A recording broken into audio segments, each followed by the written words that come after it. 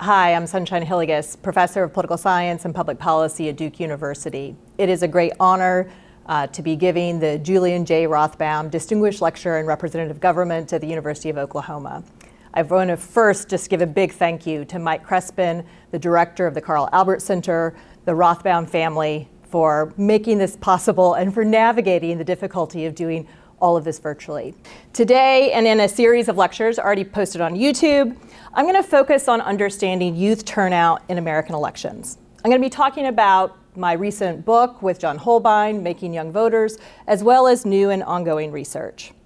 I'm going to be giving you an overview today, but if you want to delve in any deeper with any of these topics, those lectures have already been posted online.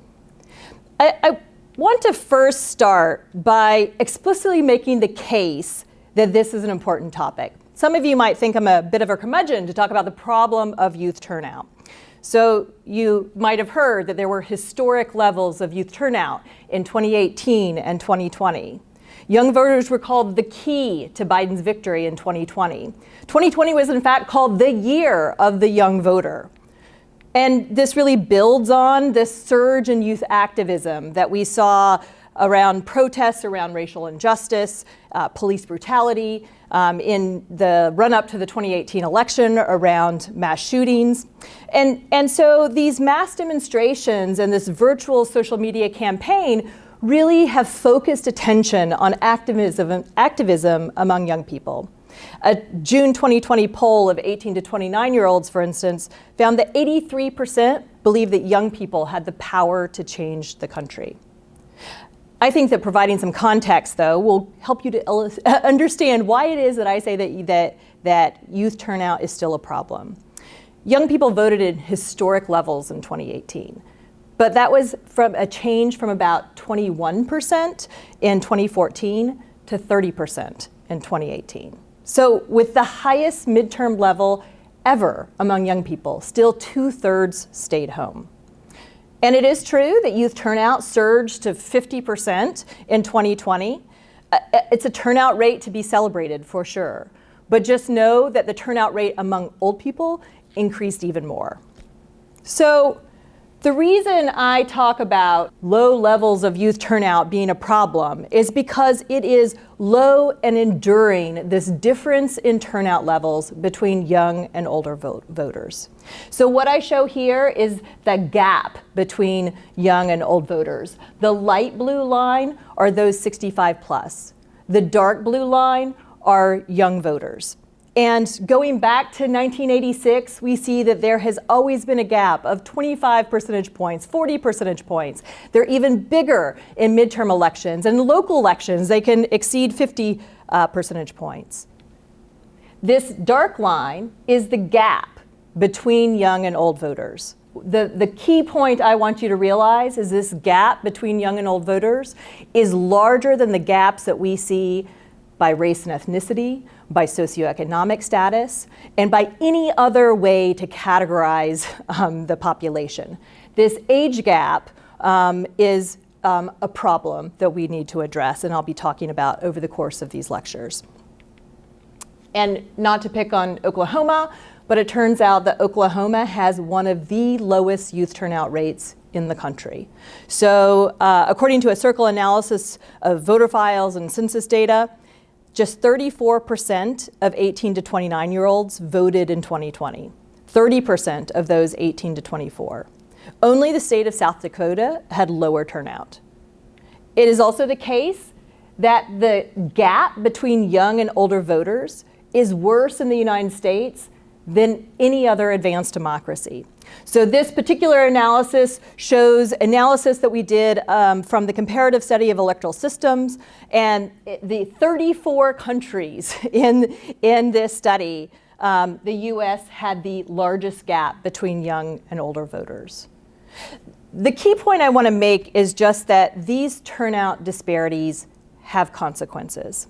Beyond just kind of normative concerns about democratic participation, it's the case that these turnout gaps distort the policymaking process.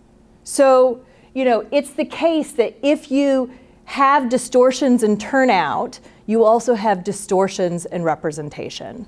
So for instance, if we were to look at the electoral map from 2020, if only young people voted, it would be a much bluer map. But beyond those issues of representation, voting is also considered a measure of community vitality. It is about, social cohesion. It demonstrates, it's a marker of social capital.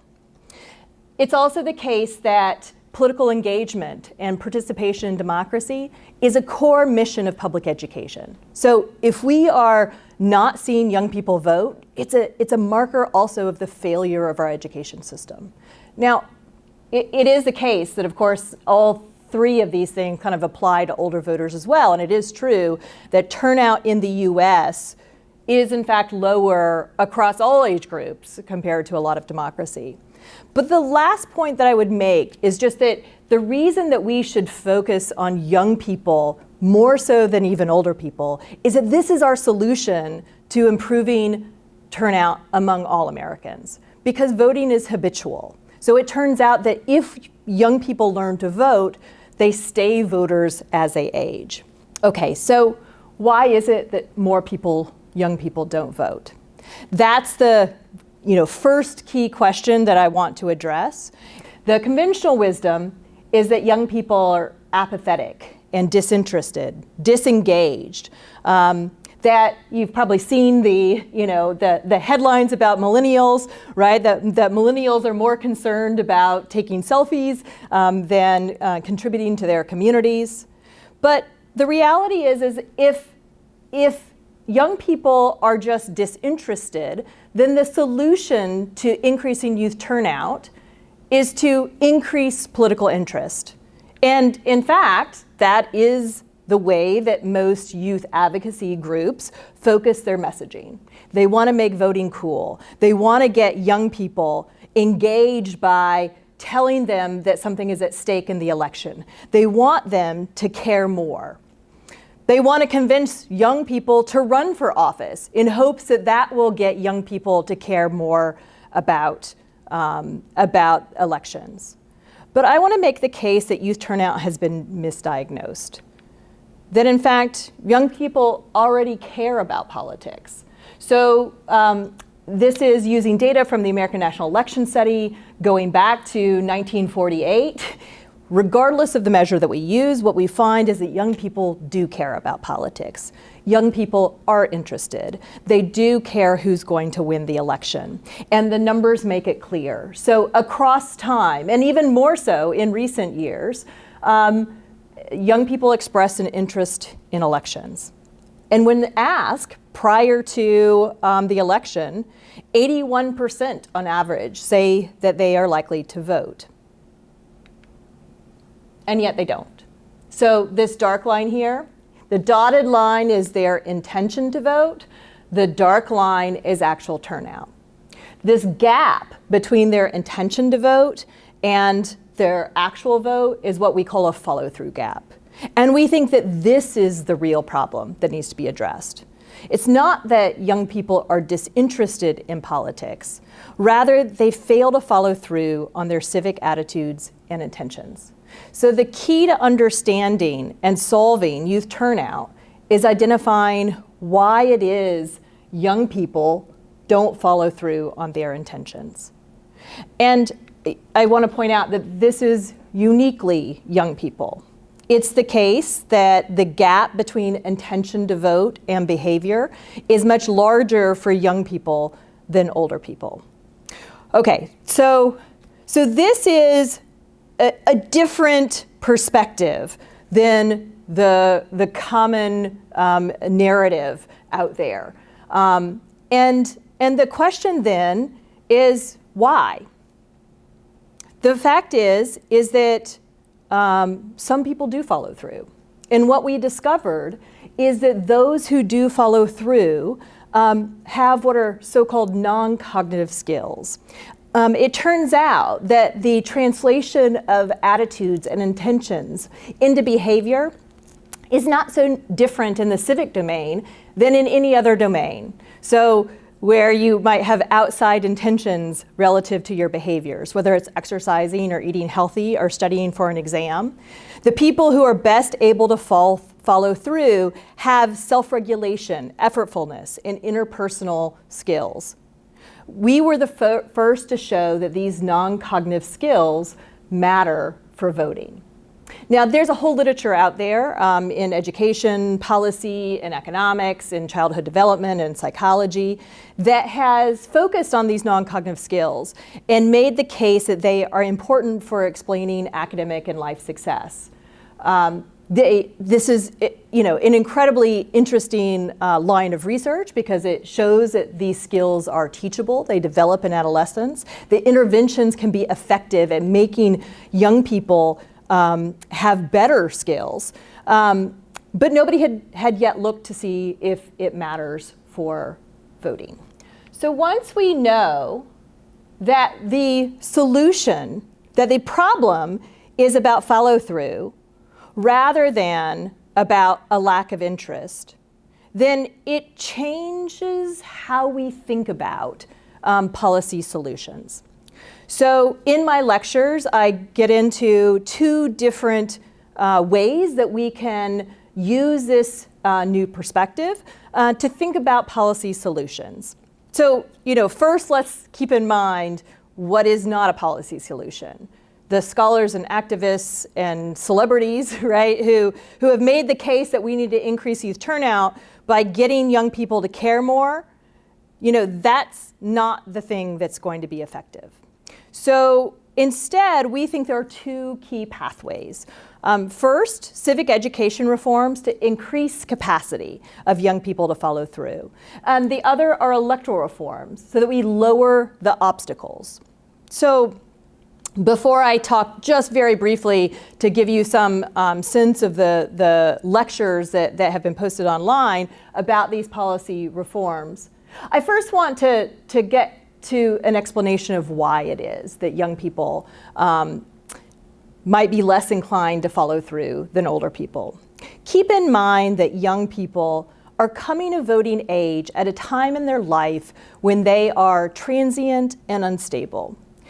I compare, if you have a 9-to-5 job, like most, adults, and you have to think about, how it is you're going to vote on the second Tuesday of November, then that's a different challenge than if you're a college student who has an entirely variable schedule and oftentimes can't know what that schedule looks like the next week. So part of it is stage in life. So part of it is just a function of where young people are when they're coming of age.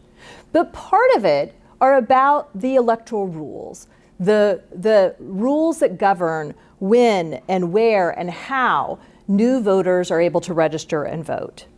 And so, I want to make the case that just because we show that there's a relationship between these non-cognitive skills and voter turnout is not meant to imply that young people just need to pull themselves up by their bootstraps. Part of the policy solution is that we need to make it easier for young people to register and vote. The reason there's a relationship between non-cognitive skills and turnout is because registration and voting is so hard in this country. So, two policy solutions, one school reforms, the other electoral reforms. In that first realm, if you watch the lecture where I get into this more, our key point is to say that it's not just the amount of civic education in this country that needs to change, that we need a fundamental rethinking of civic education. Right now we have what I would call bubble sheet civics. There's too much time spent on rote memorization of facts and figures from history and government.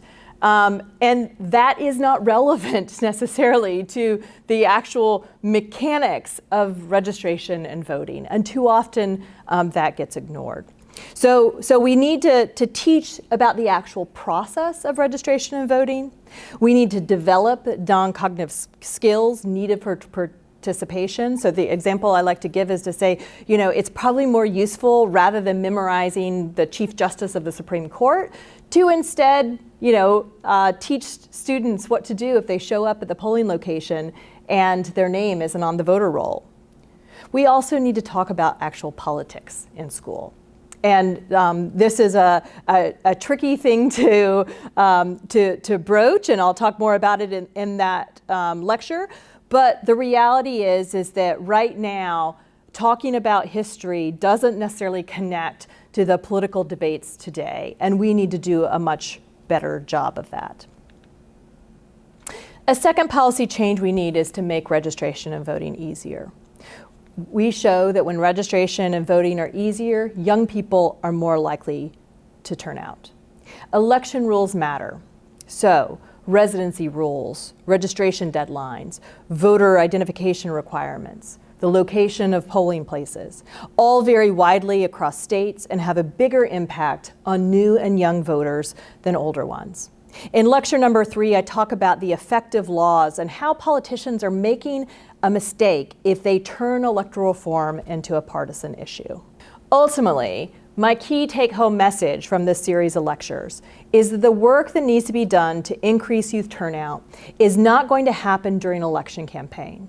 Fundamentally, what matters more than candidates, the issues, the efforts of the advocacy groups, the work we do between elections to try and reform our election laws and our civics education curriculum. I hope you'll join me for the lectures and for Q&A, and look forward to seeing you at least virtually live to answer questions. Thank you.